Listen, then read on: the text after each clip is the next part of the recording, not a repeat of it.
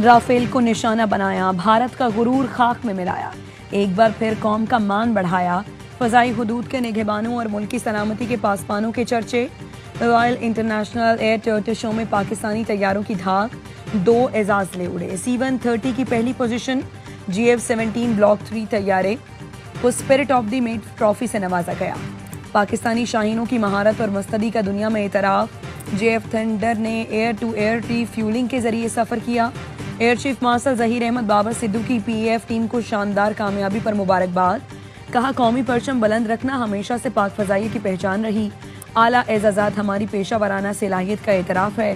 पाक फजाइया 2006, 16 और 18 में भी अवार्ड जीत चुकी। सदर जरदारी और वज़ीर आज़म शहबाज शरीफ की पाक फजाइया को मुबारकबाद। इंडियन एयर चीफ से भी मिला, मैंने उनसे कहा कि हैव यू सीन JF-17, मैंने उनसे पूछा तो उन्होंने कहा जी मैंने देखे हैं JF-17। इंडियन नेवी जो इतनी बड़ी नेवी आपको पता है, तो पाकिस्तान नेवी हमारी कैपेबिलिटी ने उनको इस मतलब ये मौका ही नहीं दिया कि वो अपनी कैपेबिलिटी को हमें दिखा सके। इंडियन एयर चीफ से पूछा, आपने JF-17 थंडर देखा? उन्होंने कहा कि जी देखा है। रॉयल इंटरनेशनल एयर शो में शरीक कमांडर पाकिस्तान नेवी कराची ने भारतीय एयर चीफ से मुलाकात का हवाल सुना दिया। वाइस एडमिरल फैसल अब्बासी ने कहा, भारत की इतनी बड़ी नेवी है, उन्होंने खुद को इम्तिहान में नहीं डाला। वो आते थे तो पाक बहरिया का रिस्पॉन्स भी एयरफोर्स की तरह होता। पाकिस्तान एयरफोर्स का दुनिया के बड़े शो में हिस्सा लेना बाइस फख्र है। पाकिस्तान का मुस्तकबिल महफूज हाथों में है।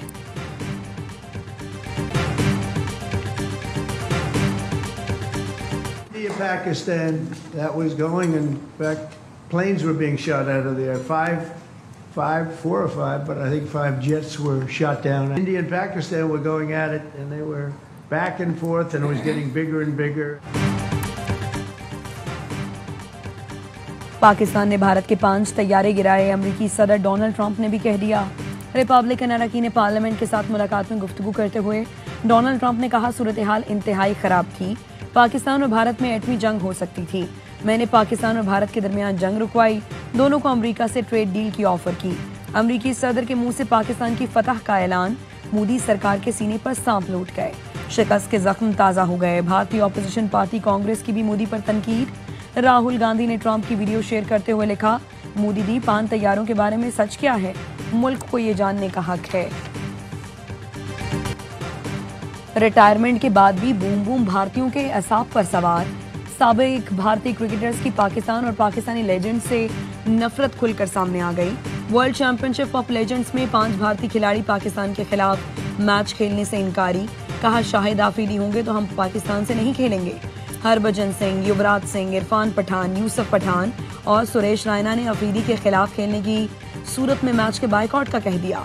वर्ल्ड चैंपियनशिप ऑफ लेजेंड में पाक भारत टाकरा आज बर्मिंघम में शेड्यूल है। KP में सेनेट का बिला मुकाबला इंतखाब, PTI के लिए चैलेंज। कवरिंग उम्मीदवारों का दस्तबरदार होने से इनकार। इरफान सलीम ने कहा, बानी के नजरिए और नाम पर मबनी असम्बली पर धब्बा नहीं लगने देंगे। खुरम ज़िशान ने कहा, भले एक वोट भी न मिले, मैदान छोड़ूंगा न दस्तबरदार दूंगा। चोरों के साथ मुफाहमत नहीं करेंगे। आयशा बानो ने कहा, सेनेट की सीट बानी की अमानत है, दस्तबरदार नहीं हो सकती। अपनी नशिस्तें ज्यादती करने वालों की गोद में नहीं डालेंगे। वज़ीर आला KP और चेयरमैन बैरिस्टर गौहर की नाराज उम्मीदवारों को मनाने की कोशिशें नाकाम। AY न्यूज़ की एक और खबर दुरुस्त साबित। कवरिंग उम्मीदवारों के दस्तबरदार ना होने से मुताल्लिक खबर दी थी।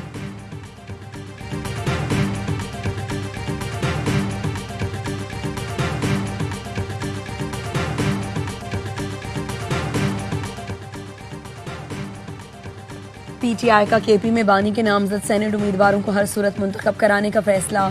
जराए का कहना है, एक भी कवरिंग उम्मीदवारों ने कागजात वापस ना लिए तो इलेक्शन की तरफ जाएंगे। हर उम्मीदवार के लिए मतलूबा MPS का लहरा ग्रुप और तरजीहात बना दी गई। कवरिंग उम्मीदवारों की पुष्पनाही करने वाले 3 रहनुमाओं के खिलाफ भी कार्रवाई का फैसला। 2 ओहदेदार और 1 बानी का फैमिली मेंबर भी शामिल है। सबूत बानी PTI को पेश किए जाएंगे। ऑपोजिशन जमातों की भी गवर्नर हाउस में बैठक। कहा गया, PTI के मुतबादिल उम्मीदवार ऑपोजिशन के लिए खतरा नहीं। जराए के मुताबिक ऑपोजिशन का सेनेट इलेक्शन और हलफ बर्दारी की हिकमत अमली तय। सूबाई हुकूमत की यकीन दहानियों पर एतमाद का इजहार। PTI और मुश्तरका ऑपोजिशन अपनी अपनी मतलूबा सीटें निकाल ली गई। KP असम्बली इजलास आज सुबह 9 बजे होगा। मखसूस नशिस्तों पर मुंतखब 25 अरकान की हलफ बर्दारी एजेंडे में शामिल।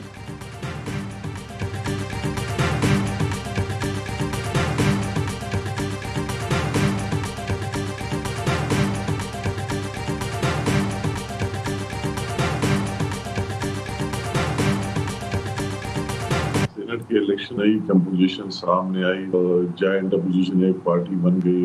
तो इन हालात को देख के आपस में अपोजिशन और गवर्नमेंट के मुज़ाकरात पे दोनों साइड से बात आ गई कि इंतखाबात आना पोज हो जाए। हालात देखकर ऑपोजिशन और केपी हुकूमत ने मुज़ाकरात का फैसला किया। मुज़ाकरात की मंजूरी बानी पीटीआई ने भी दी। वफाकी वजीर अमीर मकाम का कहना है अरकान के हल्फ उठाने से मुताल्लिक कल इजलास तलब किया है।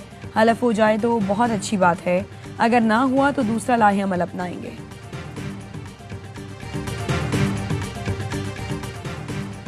असलहा और शराब बरामदगी केस में वज़ीर आला केपी अली अमीन गंडापुर के वारंट जारी। इस्लामाबाद के डिस्ट्रिक्ट एंड सेशन कोर्ट का अली अमीन गंडापुर को गिरफ्तार करके पेश करने का हुक्म।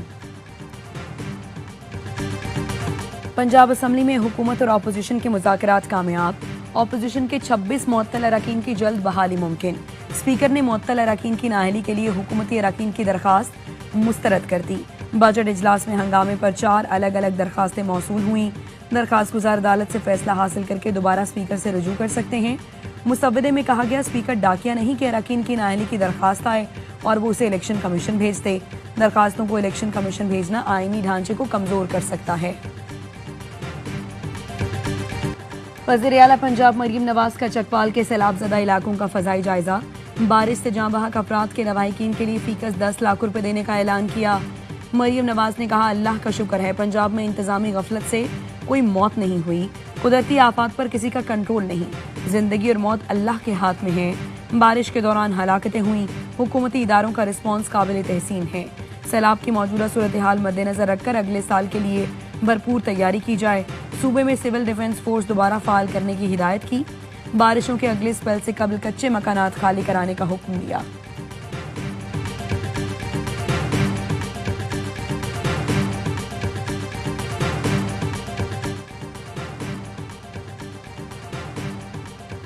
बारिशों के बाद रावल डैम भर गया। पानी की सतह 1746 फीट तक लाने के लिए स्पिलवेज आज सुबह 6 बजे खोले जाएंगे।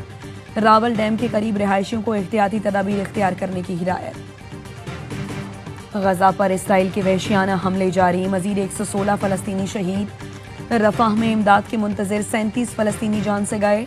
इसराइल के जम के बायस गजाई किल्लत से भी अमवात।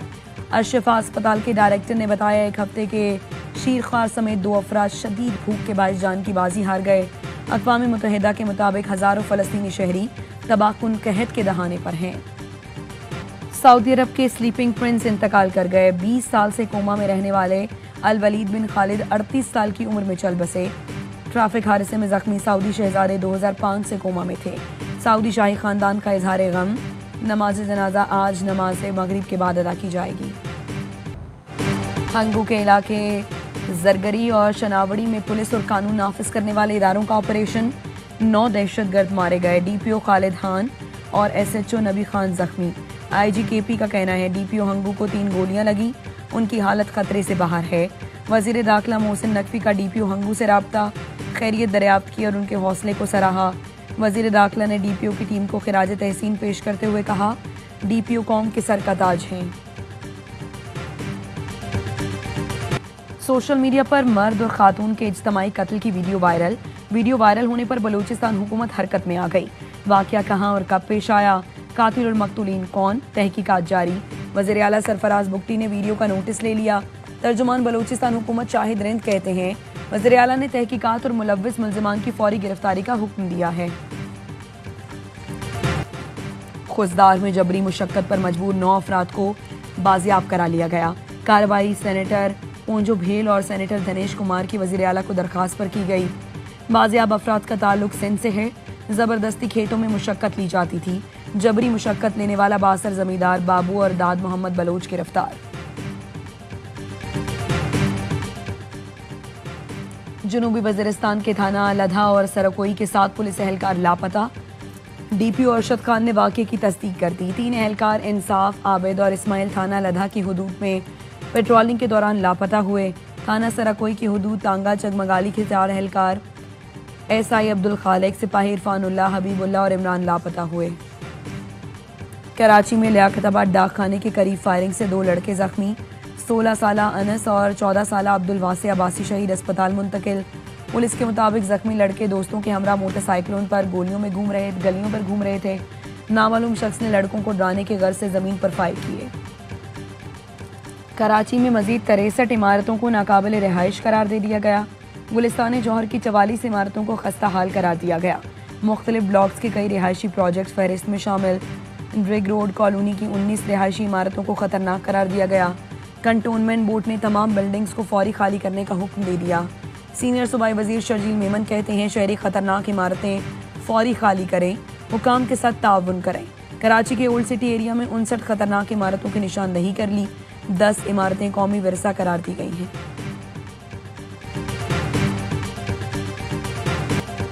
फाइनेंस बिल की मुतनाज़ शिकों के खिलाफ कराची और लाहौर के ताजरों की हड़ताल। बेशतर मार्केटें बंद रहीं। ताजरों का कहना है हुकूमत FBR के लामहदूद इख्तियारात वापस ले, ताजरों को रिलीफ फराहम करे। कराची में हड़ताल के बाइस दिहाड़ीदार तबके को मुश्किलात का सामना रहा। तिजारती मराकज़ बंद होने से खाली हाथ घर जाना पड़ा। जमात इस्लामी का आज इस्लामाबाद समेत तमाम बड़े शहरों में धरने का ऐलान। हाफिज नईम रहमान कहते हैं पेट्रोल और चीनी की कीमतों में इजाफा किसी सूरत कबूल नहीं। बिजली के बिलों में स्लेब सिस्टम नामंजूर, सिर्फ इस्तेमाल के मुताबिक बिल लिया जाए।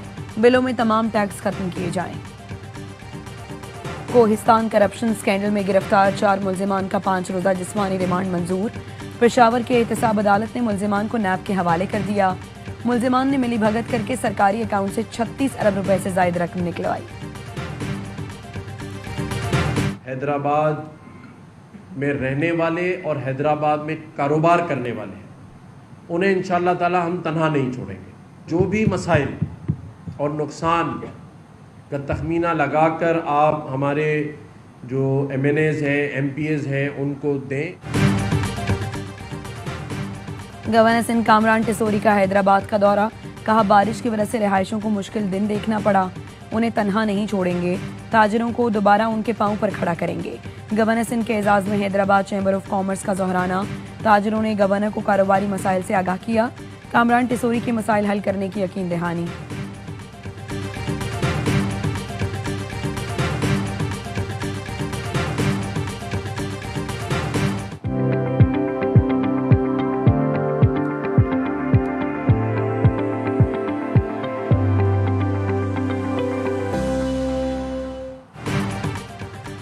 वज़ीर-ए-आज़म शहबाज शरीफ से पाकिस्तानी कंटेंट क्रिएटर तलहा अहमद की मुलाकात। तलहा अहमद को एजाजी शील्ड और टैबलेट दिया। वज़ीर-ए-आज़म ने कहा पाकिस्तान बच्चे आज दुनिया में अपनी सलाहियत मनवा रहे हैं।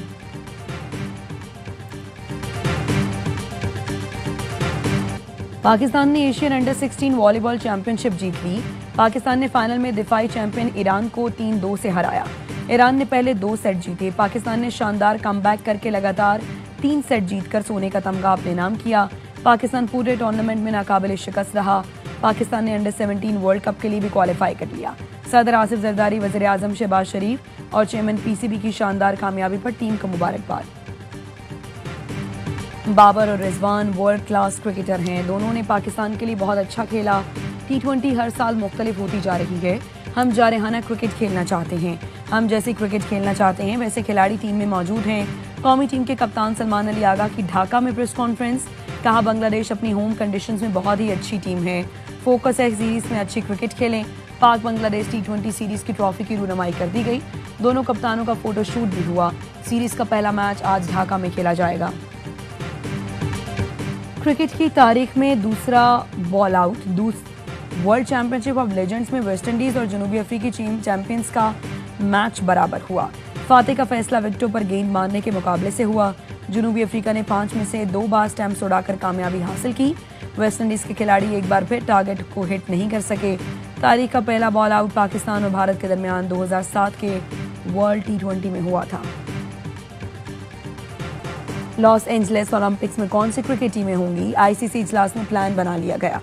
ज़राए का कहना है एशिया, ओशियाना, यूरोप और अफ्रीका से सिर्फ एक top rank team mega event के लिए क्वालिफाई करेगी। अमेरिका को मेज़बान की हैसियत से इवेंट में जगह मिलेगी। आखिरी टीम का फैसला क्वालिफाइड टूर्नामेंट के जरिए होगा। ACC इजलास ढाका से मुंतकिल न किया तो एशिया कप का बायकॉट कर देंगे। भारतीय क्रिकेट बोर्ड फिर धमकियों पर उतर आया। भारतीय मीडिया का कहना है बीसीसीआई ने एशिया कप का मामला इजलास की मुंतकली से मशरूत कर दिया। जराए का कहना है इजलास मोहसिन नकवी की सदारत में शेड्यूल के मुताबिक 24 जुलाई को ढाका में ही होगा। और बॉलीवुड अदाकार शाहरुख खान शूटिंग के दौरान जख्मी, इलाज के लिए अमेरिका मुंतकिल। डॉक्टर्स ने 1 माह आराम का मशवरा दे दिया। 59 साल के शाहरुख खान को मुंबई में स्टंट के दौरान चोट लगी।